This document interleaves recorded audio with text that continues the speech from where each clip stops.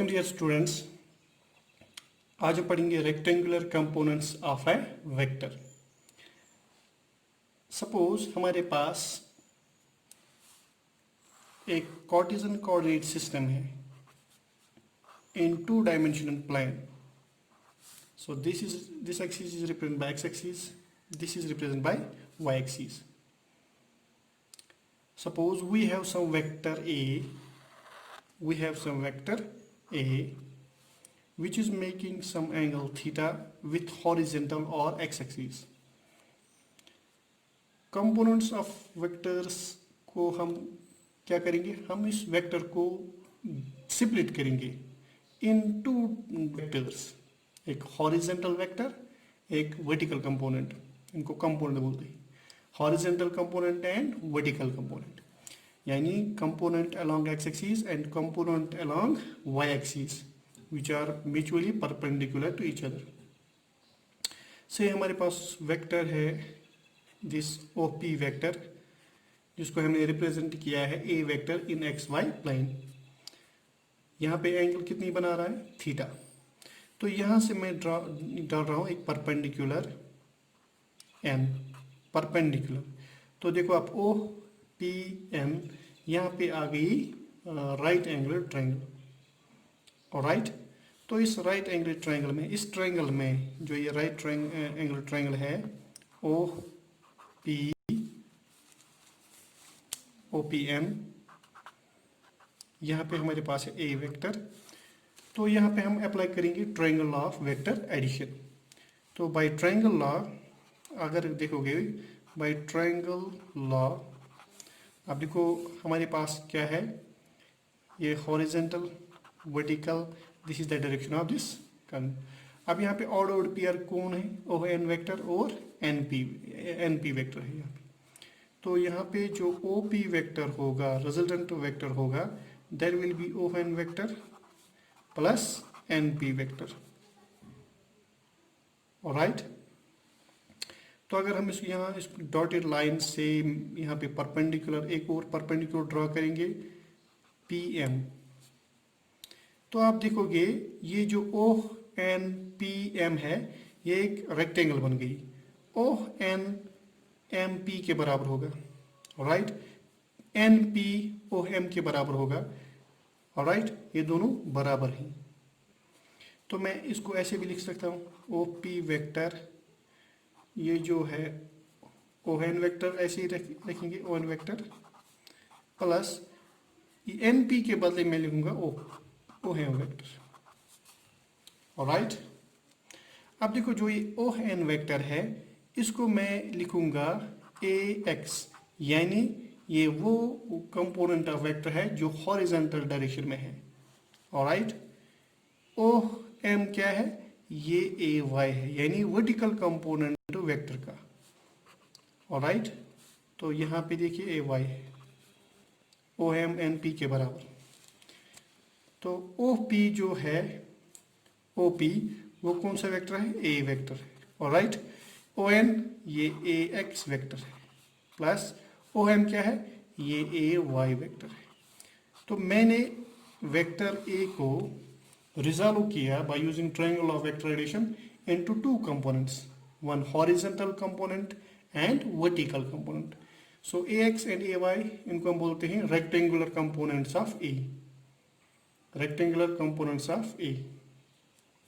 अब ये AX vector वाला क्या है, ये AX वेक्टर का मतलब क्या होता है, यहाँ इसका मतलब ये हुआ AX is the magnitude of this vector और इसकी डायरेक्शन है along x axis।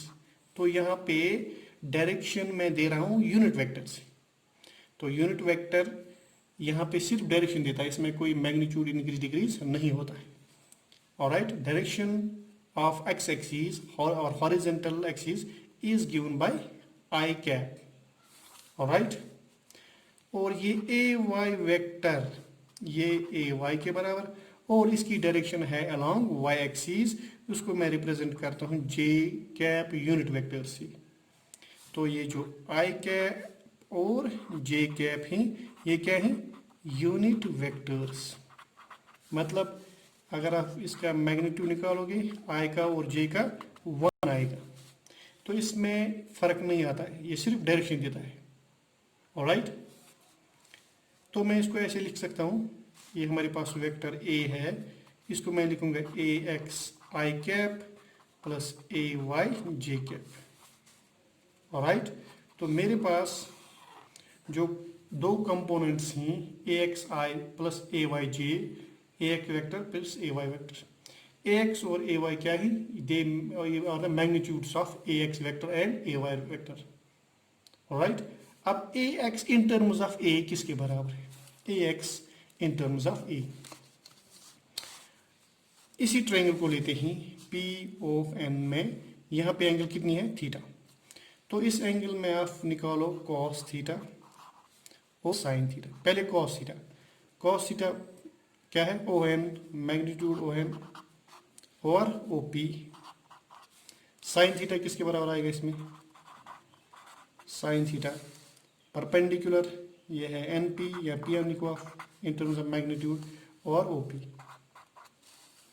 ऑलराइट, अब देखो यहाँ पे जो कॉस थीटा है, ओ एन आपने देखा ये ए एक्स है, मैग्नीट्यूड ओ एन जो है ए एक्स मैग्नीट्यूड के बराबर, ओ पी ए मैग्नीट्यूड के बराबर है, यानी ओ पी की लेंथ कितनी है, ए की। और यहाँ पे आप देख सकते हो ए एक्स किसके बराबर आएगा, यहाँ से देखो तो ये आएगा A cos theta, magnitude A vector cos theta. तो सिमिलरली अगर यहाँ पे देखोगे पी एन, ये पी एन क्या है, ए वाई है डिवाइड बाई ए। तो यहाँ से आप देखोगे ए वाई आएगा किसके बराबर, ये आएगा बराबर ए साइन थीटा, ए साइन थीटा। तो हमारे पास जो ये दो आ गए, ए एक्स आ गया ए कॉस थीटा, ए वाई किसके बराबर, ए साइन थीटा। अब इनको स्क्वायर करते हैं, फिर ऐड करते हैं, इस ए एक्स स्क्वायर किसके बराबर आएगा, A square cos square theta. A Y square किसके बराबर आएगा, A square sine square theta. अब इनको ऐड करते हैं, A X square plus A Y square को ऐड करो, A square cos square theta plus A square sine square theta. Alright, तो यहाँ से आप ए स्क्वायर कॉमन निकालते हैं, तो यह आया ए X square plus A Y square, ये किसके बराबर, ए स्क्वायर कॉमन आएगा, तो यह आएगा cos square theta plus sign square theta जो कि 1 के बराबर है। तो इसका मतलब हमारे पास जो ए स्क्वायर है वो ए X square plus A Y square के बराबर है। यहाँ मैग्नीट्यूड ऑफ ए किसके बराबर है, under root of A X magnitude square plus A Y magnitude square. तो हम इसको निकाल सकते हैं ए वेक्टर को in terms of square of the magnitude of horizontal and vertical component. तो अगर हमें डायरेक्शन निकालनी होगी, यानी ये एंगल निकालना है डायरेक्शन ऑफ ए, ठीक है, तो हम कैसे निकालेंगे, तो हम यहाँ पे देखेंगे tan theta perpendicular over base. Alright, तो थीटा किसके बराबर आएगा, यह आएगा टेन इनवर्स ए वाई और ए एक्स।